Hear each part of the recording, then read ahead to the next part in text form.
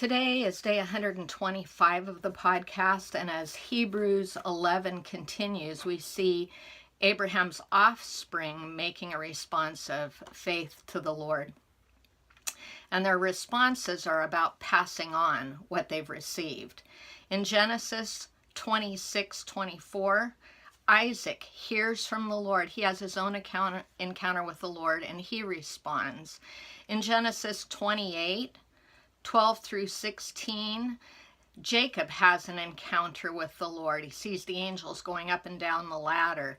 And in this encounter, he responds to the Lord. And we have his story added to our history. But what about our own children? They also need to have their own encounter with the Lord. They've heard our testimony, but they need their own encounter with the Lord. But I do think we get to cultivate the environment of their heart.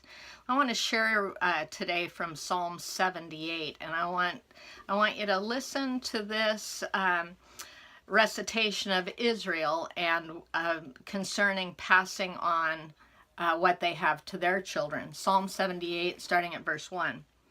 Listen, O my people, to my instruction, and incline your ears to the words of my mouth. I'll open my mouth in a parable, I'll utter dark sayings of old, which we have heard and known, and our fathers have told us. We will not conceal them from their children, but tell to the generation to come the praises of the Lord, and his strength, and his wondrous works that he has done. For he has established a testimony in Jacob and appointed a law in Israel, which he commanded our fathers that they should teach them to their children, that the generation to come might know, even the children yet to be born, that they may arise and tell them to their children, that they should put their confidence in God and not forget the works of God, but keep his commandments, and not be like their fathers, a stubborn and rebellious generation, a generation that did not prepare its heart, and whose spirit was not faithful to God. I also want to read verses 10 to 12. They did not keep the covenant of God, and refused to walk in his law.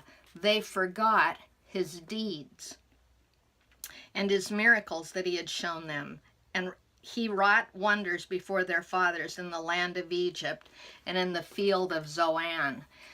This psalm in these few verses talk about passing on two things, and I think it's the two things that are important. They are to pass on the statutes, but they are also to pass on the stories, and it's the stories that carry our faith from generation to generation.